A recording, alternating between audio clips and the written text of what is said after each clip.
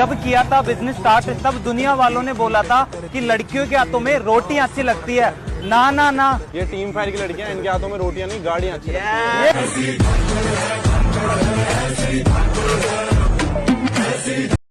7 साल पहले इस बिजनेस को करना स्टार्ट किया था। हेलो, हाँ जी।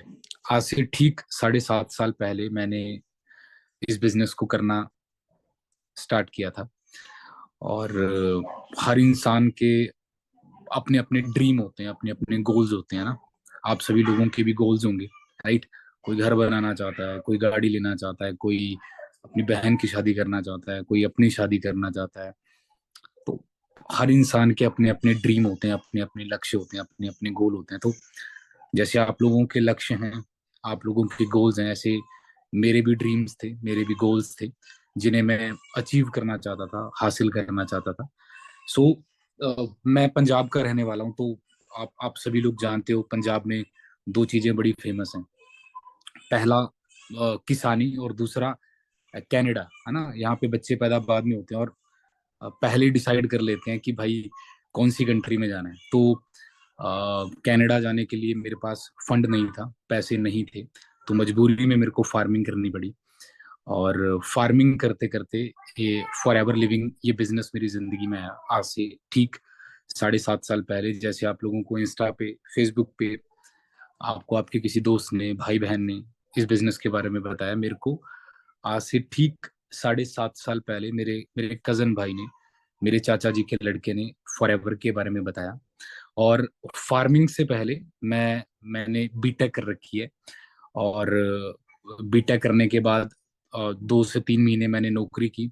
नौकरी करने के बाद फिर मैं फार्मिंग करने लग गया, और फार्मिंग करते करते फॉरएवर मेरी जिंदगी में आई। और दोस्तों, जब हम फॉरएवर को करना स्टार्ट करते हैं तो शुरू में, स्टार्टिंग में हमें बहुत दिक्कतें आती हैं, बहुत सारे चैलेंजेस आते हैं, है ना। और वो दिक्कत, वो चैलेंजेस कुछ भी हो सकते हैं। हो सकता है आपके घर वाले आपको मना कर दें, हो सकता है पैसे ना हो सकता है टाइम ना हो सकता है कोई और दिक्कत आपको आ रही हो। तो बहुत सारी हमें दिक्कतें आती हैं, बहुत सारी प्रॉब्लम्स आती हैं। और जब मैंने इस बिजनेस को करना स्टार्ट किया था, मेरे को आज भी याद है, मेरे मेरे भाई ने मेरे को फॉरएवर के बारे में बताया था। आज से 7.5 साल पहले वो बंदा मेरे घर आया था, और उस समय मैं फार्मिंग करता था, बेरोजगार था, घर में था। तो वो मेरे घर में आया, उसने मेरे को बोला कि भवानी, मेरे पास तेरे लिए एक काम है। मेरे भाई को पता था कि मैं घर में हूँ, फ्री हूँ, फार्मिंग करता हूँ, बेरोजगार हूँ।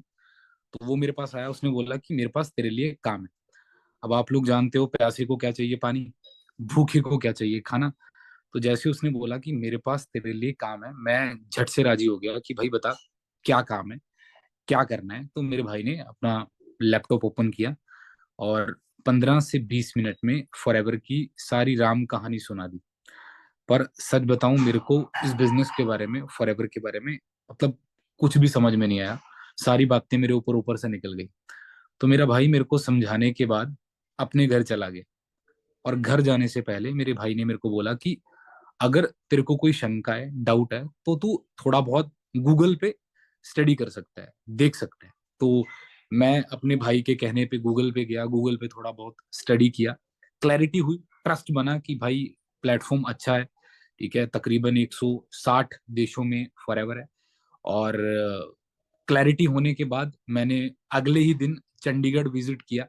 अभी तो आप लोग जानते हो कि कोविड के चलते, कोरोना के चलते हमारा सारा सिस्टम ऑनलाइन शिफ्ट हो चुका है। बट आज से 7-8 साल पहले हमारी सारी ट्रेनिंग्स ऑफलाइन होती थी।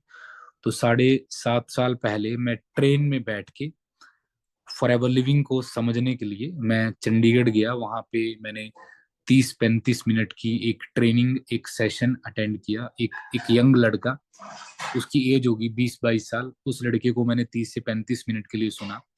और जब भी हमारे सामने कोई कामयाब इंसान होता है ना, उसे देख के हमारे दिमाग में दो ही सवाल आते हैं। पहला, इसने कर लिया, इससे हो गया, है ना। मैं नहीं कर पाऊंगा, मेरे बस का काम नहीं है, मेरे से नहीं हो पाएगा, राइट। 1 मिनट रुकना। हाँ जी, मेरे से नहीं हो पाएगा, राइट। तो मेरे दिमाग में दूसरा सवाल आया कि भाई अगर ये लड़का कर सकता है, इसकी एज मेरे से कम है, इसकी क्वालिफिकेशन मेरे से कम है, तो मैं क्यों नहीं कर सकता? मेरे में क्या कमी है? तो मैंने अपने भाई को बोला कि रज्जत, मैं मैं इस बिजनेस को करने के लिए बिल्कुल रेडी, बिल्कुल तैयार हूँ, क्योंकि मेरे को वो 30 से 35 मिनट की ट्रेनिंग में सारी क्लैरिटी हो गई थी। तो मैंने अपने भाई को बोल दिया कि मैं इस बिजनेस को करने के लिए बिल्कुल रेडी हूँ, तैयार हूँ, बता मेरे को क्या करना पड़ेगा।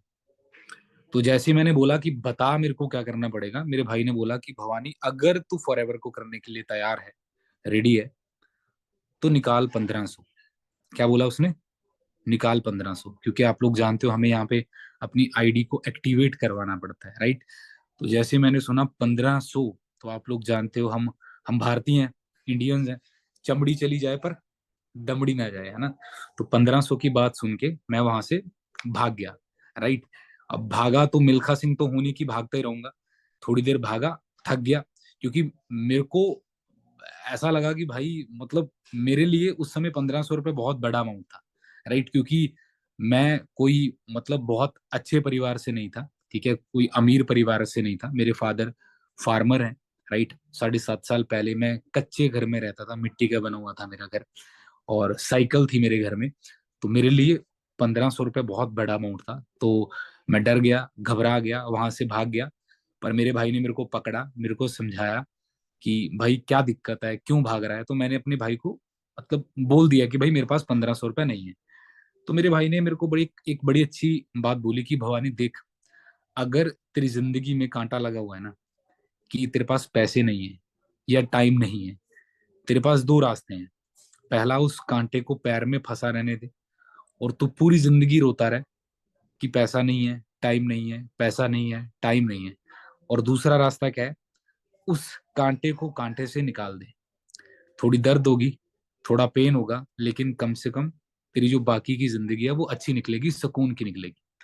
तो जैसे मेरे भाई ने मेरे को समझाया, तो थोड़ा बहुत क्लैरिटी हुई, समझ आया, और मैंने उसी टाइम अपनी आईडी को एक्टिवेट करवाया। और आईडी को एक्टिवेट करवाने के बाद, अब आप लोग जानते हो, जिसने कभी कैलकुलेटर नहीं देखा उसे आईफोन दिख जाए तो एक्साइटेड हो जाता है। तो मैं भी एक्साइटेड हो गया। आईडी एक्टिवेट करवाने के बाद मेरे को एक प्रोडक्ट मिला, राइट? और उस समय मेरे भाई ने मेरे को साथ में एएस भी क्लियर कर दिया था, 2सीसी भी क्लियर कर दिया था। तो एक्साइटमेंट में मैंने एक एक बहुत बड़ी गलती कर दी, बहुत बड़ी मिस्टेक कर दी। एक्साइटमेंट में मैं अपने घर गया और घर में आके सीधा पापा को बोल दिया कि पापा, आप मेरे को 30 के दो, 30,000 रुपया दो, मैं आपको बताऊंगा 3-3, 4-4 लाख रुपया महीने का कैसे कमाते हैं। अब पापा ने बोला कि भाई देख, 30,000 तो नहीं है हमारे पास, पर 30 जूती है, खानी है तो बता। तो अपने पैरों पर भाई मैंने खुद ही कुल्हाड़ी मार दी। अभी ढंग से फॉरएवर का नाम नहीं पता था, फॉरएवर को मैं फ्लावर फ्लावर बोल रहा था। ये नहीं पता था कि काम क्या है, करना क्या पड़ेगा, कुछ नहीं पता था, कुछ नहीं आता था। और घर में आके ढिंडोरा पीट दिया। और आप लोग जानते हो, किसी भी बात को रखने के दोस्तों दो तरीके होते हैं। पहला, आपने मेरे को बोला भवानी सर अपने पिताजी से बात करवाना, एक तो ये तरीका है। और दूसरा तरीका क्या है? भवानी अपने बाप से बात करवाना। अब बात तो वही है, बात को रख कैसे रहे हो, ये मैटर करता है। तो मैंने गलत तरीके से अपनी बात को रखा और अपने फादर को, अपने पापा को नेगेटिव कर दिया, राइट? मेरे पापा टोटली फॉरएवर को लेकर, इस बिजनेस को लेकर नेगेटिव हो गए, राइट? अब मेरी इतनी उम्र नहीं थी कि मैं अपने लेवल पे, या मेरे पास इतना फंड था, मेरे पास इतना फंड नहीं था, राइट? क्योंकि मैंने 20-21 साल की उम्र में फॉरएवर को करना शुरू किया था, और उस समय नई नई मैंने अपनी पढ़ाई को पूरा किया था। तो मेरे पास इतना फंड नहीं था, और मेरे पास कोई और दूसरा चारा नहीं था कहीं से जुगाड़ लगाकर एएस करने का। तो मेरे को लग रहा था कि मेरे पास एक ही ऑप्शन है, वो है मेरे फादर, जहां से मैं अपना अमाउंट अरेंज करके अपना 2सीसी कर सकता हूँ। पर जैसे ही मेरे पापा ने मेरे को मना कर दिया कि भाई नहीं, हम तेरी कोई हेल्प नहीं करेंगे, तो एक तरह से मैं भी सोच में पड़ गया कि भाई अब मैं क्या करूं, राइट? और ज्यादातर यंगस्टर्स को यही दिक्कत आती है। मैं आजकल सुनता हूँ, ज्यादातर लड़के लड़कियां यही बोलते हैं कि सर कर तो मैं लूं, पर मेरे पापा मना कर रहे हैं, राइट? अगर पापा मान जाए मैं कर लूं, राइट?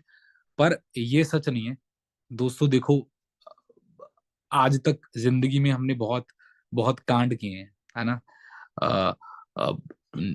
गर्लफ्रेंड बनाई है, बॉयफ्रेंड बनाया है, बंक किया है, राइट? और कांड किए हैं, बहुत गलतियां की हैं, बहुत सारी मिस्टेक्स की हैं, राइट। तो वहां पे पापा नहीं मानते। बट जब हम इस बिजनेस को करना चालू करते हैं तो यहाँ पे हम आज्ञाकारी बन जाते हैं कि पापा मना कर रहे हैं। देखो दोस्तों, जब आप लोगों को पहली बार फोन चाहिए था, फोन, राइट, आपने अपने फादर से फोन मांगा था कि पापा पापा फोन दिला दो, मेरे सभी दोस्तों के पास फोन है। पापा स्कूटी दिला दो, मेरे सभी दोस्तों के पास स्कूटी है, मेरे को भी चाहिए। तो एक बार कहने पे आपके पापा ने फोन दिला दिया था? एक बार कहने पे आपके पापा ने स्कूटी दिला दी थी? नहीं। पापा ने क्या बोला था कि बेटा मैं तेरे को फोन दिला दूंगा, कोई दिक्कत नहीं है, पर अगर तेरे +2 में 95% नंबर आए तो। अब पापा को तो पता अपनी औलाद का, ना इसके आएंगे ना मैं इसको दिलाऊंगा, है तो वो भी बाप, सब जानता है। पर क्या हम मान गए कि पापा ठीक है अब मैं पढ़ूंगा, 95% नंबर लूंगा, तब आपसे फोन मांगूंगा? ऐसे हुआ था क्या? नहीं। हम जिद पे अड़ गए, है ना, रोना चालू कर दिया, खाना खाना बंद कर दिया, कपड़े फाड़ दिए फर्श पर, है ना, फर्श पर लिट गए, रोना चालू कर दिया, बोलना बंद कर दिया घर वालों से, बार बार जिद की, बार बार घर वालों को मनाया। फोन मिला, फोन भी मिला, स्कूटी भी मिली, बाइक भी मिला, राइट। आज वो फोन, आज वो स्कूटी, आज वो बाइक आपको कुछ कमा के दे रहा है? नहीं दे रहा, राइट। तो अगर हम उन कामों के लिए जिद कर सकते हैं जिन कामों को करने का आज तक हमें कोई फायदा नहीं हुआ, तो दोस्तों यहाँ पे आपने पूरी जिंदगी में एक बार 2cc करना है। अगर मैं अपनी बात करूं, मैंने कैसे किया था 2cc। दोस्तों जैसे मैंने आपको बताया कि मेरे फादर टोटली इस बिजनेस को लेकर नेगेटिव हो गए थे, राइट। और अभी मेरे पास एक ही तरीका था कि मैं अपने लेवल पे अमाउंट को अरेंज करूं, राइट। क्योंकि देखो यार, कोई किसी को रोक नहीं सकता। मैं हमेशा बोलता हूँ, एक छोटी सी चींटी होती है ना, अगर चींटी जा रही है, उसके आगे आप पैर रख दो, वो चींटी क्या करती है, साइड से निकल जाती है। फिर पैर रख दो, क्या करती है वो, साइड से निकल जाती है। फिर रख दो पैर, क्या करेगी वो, साइड से निकल जाएगी। उस चींटी को रोकने का कोई तरीका नहीं है, सिर्फ एक तरीका है, आप उससे मार दो। जब एक छोटी सी चींटी किसी के रोके नहीं रुकती, तो हम तो इंसान है, हम कैसे रोक सकते हैं, है ना। पापा ने रोक लिया, मम्मी ने रोक लिया, दादी ने रोक लिया, कोई किसी को नहीं रोक सकता। अगर आपके अंदर जज्बा है, अगर आपके अंदर जुनून है कुछ करने का, अपने पैरों पर खड़ा होने का, तो मैंने अपने लेवल पे अमाउंट को अरेंज करना चालू किया, राइट। अभी मेरे को 3 दिन ही हुए थे फॉरएवर में, और अभी मेरा कुछ ही अमाउंट अरेंज हुआ था। और मेरे साथ क्या हुआ, मतलब एक एक बहुत बड़ा हादसा हो गया। मेरे फादर चलती हुई बस से नीचे गिर गए, उनकी एक टांग टूट गई। एक तो ऐसे ही घर में बहुत दिक्कतें थी, ऐसी बहुत प्रॉब्लम्स थी, उधर 2cc के लिए पैसा इकट्ठा कर रहा था, और इधर मेरे फादर का, मेरे पापा का एक्सीडेंट हो गया, राइट। अब शायद अगर मेरी जगह कोई और होता तो वो छोड़ देता फॉरएवर को, क्योंकि छोड़ना तो बड़ा आसान है ना, 1 मिनट नहीं लगता छोड़ने में। आप लोग अभी छोड़ दो, ग्रुप लीव कर दो, सर को बोल दो सर सॉरी मैं नहीं कर सकता, आपके छोड़ने से। अगर मैं 7.5 साल पहले इस बिजनेस को ना करता, फॉरएवर को मेरे भाई कोई फर्क नहीं पड़ता, राइट। फॉरएवर चल रही थी मेरे बिना भी, मेरी अपलाइन को, मेरे सीनियर को कोई फर्क नहीं पड़ता। अगर मैं ना करता तो भारत में बेरोजगारों की कमी नहीं है, राइट, उसे कोई ना कोई और मिल जाता काम करने वाला। पर फर्क पड़ता मेरे को, शायद मैं आज भी 8-10 हजार की नौकरी में धक्के खाता, राइट। तो वो एक ऐसी सिचुएशन थी, शायद मैं गिव अप कर देता, पर मैंने खुद को संभाला। क्योंकि मैं हमेशा बोलता हूँ, हमेशा एग्जांपल देता हूँ एक एक प्लेयर की। आप सभी लोगों को क्रिकेट में इंटरेस्ट होगा, क्योंकि हमारे भारत में एक ही तो गेम चलती है, क्रिकेट। एक प्लेयर है ऑस्ट्रेलिया के, उनका नाम है स्टीव स्मिथ। जानते हो? कौन कौन जानता है?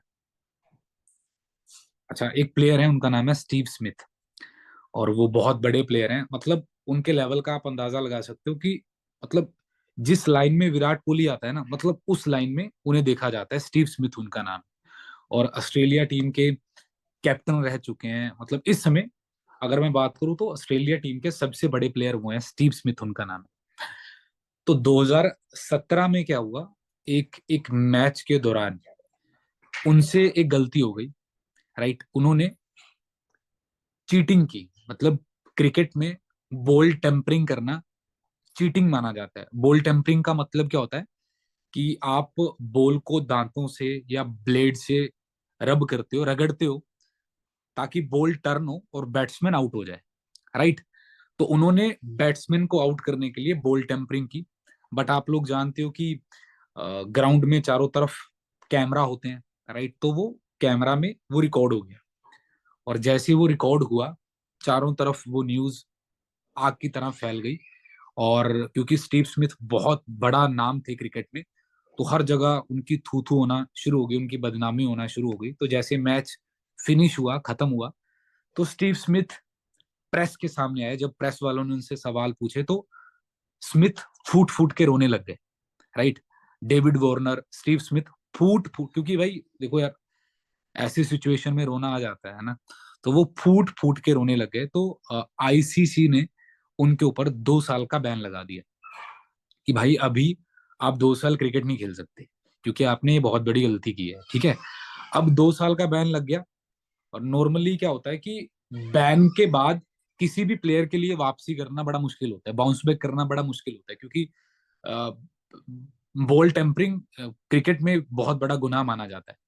तो सभी ने ये मान लिया था कि भाई अब ये बंदा, अब स्टीव स्मिथ खत्म है, अब ये बंदा कभी भी ग्राउंड पे उतर नहीं सकता, अब ये बंदा कभी बैट उठा नहीं सकता, अब ये बंदा कभी खेल नहीं सकता। 2 साल का बैन लग गया।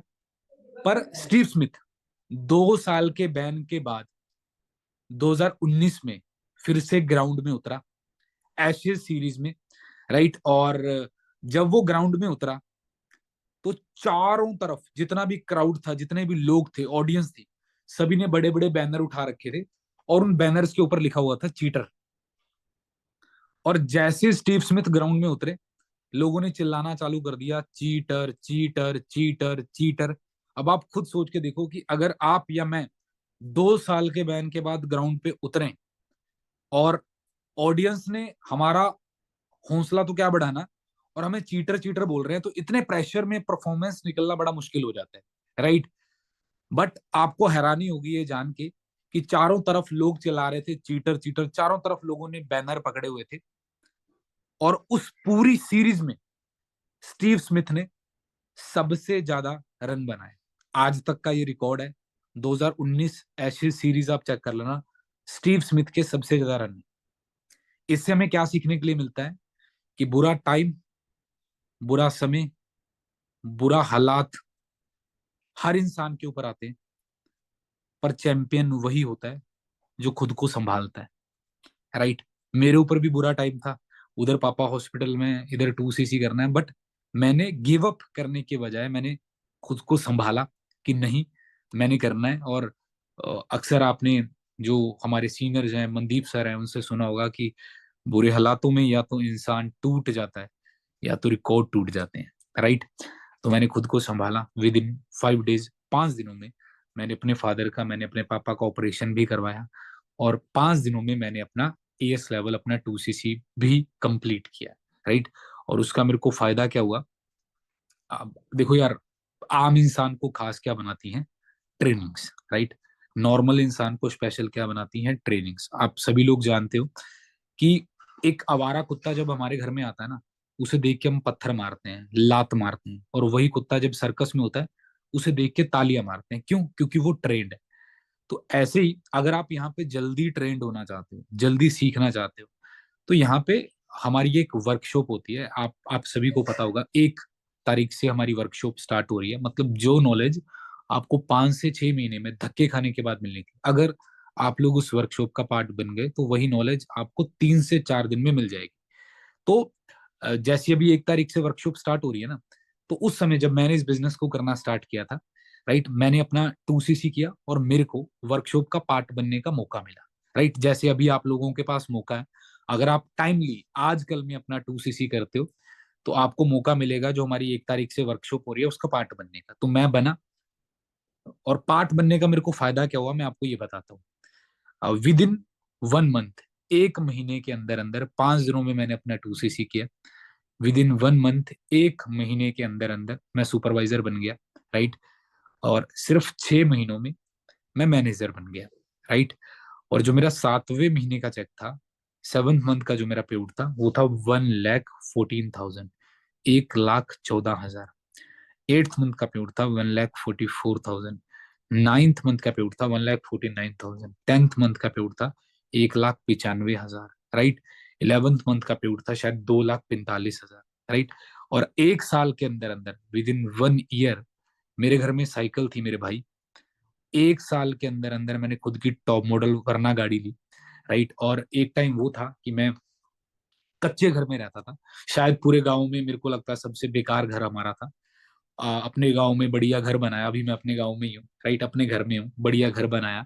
एक टाइम वो था जब चंडीगढ़ जाने के लिए मेरे पास किराया नहीं होता था, मैं जाता था अपनी टीम को लेकर, मेरे पास खुद का किराया लगाने के लिए पैसे नहीं होते थे। आज उसी चंडीगढ़ में मेरे 2 फ्लैट हैं, उसी चंडीगढ़ में शोरूम है, उसी चंडीगढ़ में मेरा खुद का प्लॉट है। तकरीबन आप ये मान के चलो करोड़ों की प्रॉपर्टी मैं चंडीगढ़ चंडीगढ़ में बना चुका हूँ, राइट। और 2 गाड़ियां ले चुका हूँ। लगातार 4 साल से मैं लगातार इंटरनेशनल ट्रैवल कर रहा हूँ। अभी मैं बाली जा रहा हूँ, राइट। नेक्स्ट ईयर मैं बाली जा रहा हूँ। तो ये सारे चेंजेस कैसे आए हैं? एक डिसीजन की वजह से, राइट। और मैं हमेशा बोलता हूँ मेरे भाई कि अगर आपकी शादी किसी गलत लड़की के साथ हो जाए, अगर आपकी शादी किसी गलत लड़के के साथ हो जाए, तो एक गलत डिसीजन आपकी पूरी जिंदगी बर्बाद कर देगा, नर्क बना देगा। अगर एक गलत डिसीजन आपकी जिंदगी बर्बाद कर सकता है, तो एक सही डिसीजन आपकी जिंदगी बना भी सकता है। मेरे को पता है कि आपको मुश्किलें आ रही हैं, मैं समझ सकता हूँ, क्योंकि नॉर्मली हमारे दिमाग में पता क्या चलता है कि सर आपका क्या है, आप तो ट्रेनिंग में बोल देते हो, हमें पता है हमें कितनी मुश्किलें आ रही हैं, मैं बड़े गरीब घर से हूँ, मेरे घर में ये भाई हम सब समझते हैं। सास भी कभी बहू थी, मैं किसी करोड़पति बाप की औलाद नहीं हूँ भाई साहब, हम भी साइकिलों से उठ के गाड़ियों तक पहुंचे हैं, कच्चे घरों से उठ के पक्के घरों तक पहुंचे हैं। तो मेरे को पता है भाई कि प्रॉब्लम आती है, दिक्कतें आती हैं, राइट।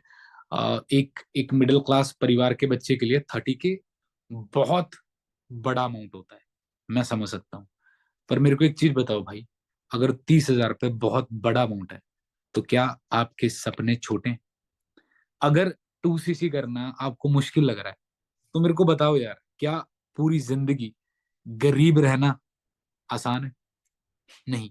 तो मेरे भाई, अगर इंसान करने पे आ जाए, मैं तो एक चीज जानता हूं भाई कि अगर इंसान ठान ले, अगर इंसान करने पे आ जाए, तो इंसान कुछ भी कर सकता है। Nothing is impossible, right. आज के टाइम पे मेरे को नहीं लगता कि 30K बहुत बड़ा अमाउंट है, राइट। क्योंकि 30,000 में भैया क्या होता है आज के टाइम पे यार, चाय की टपरी नहीं लगेगी यार, आइसक्रीम का ठेला नहीं लगेगा।